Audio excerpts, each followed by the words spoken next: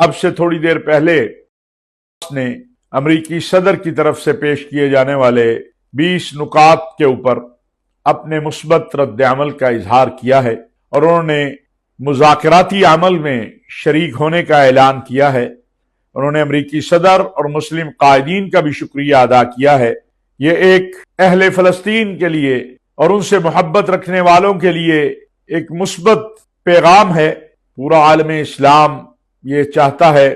کہ فلسطینیوں کو ایک آزاد خود مختار فلسطینی ریاست ملے جس کا دارالخلافہ القدس شریف ہو، الاقصی کو آزادی ملے اور اسرائیل کی بربریت و وحشت کا خاتمہ ہو۔ ہم امید کرتے ہیں کہ جو حماس نے آگے بڑھ کر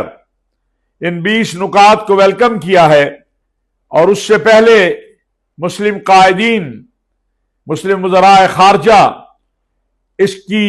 تحسین کرتے ہوئے کچھ امور کے اوپر بات چیت کا عندیہ دے چکے ہیں، اب مذاکرات کے ٹیبل پر بیٹھ کے مسائل کو حل کیا جائے گا اور اسرائیل کی جو ہٹ درمی ہے اس کا خاتمہ ہوگا، مظلوم فلسطینیوں پہ ظلم و ستم اور بربریت کا جو سلسلہ ہے وہ ختم ہوگا اور الاقصی کو آزادی نصیب ہوگی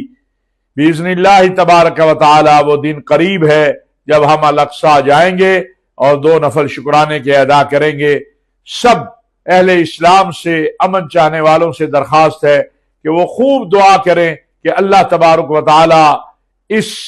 عمل کو خیر کا عمل بنا دے، فلسطینیوں کی آزادی کا عمل بنا دے، الاقصی کی آزادی کا عمل بنا دے اور اس میں سے خیر نکلے جس سے امن کا بول بالا ہو اور فلسطینیوں کو ان کا حق ملے۔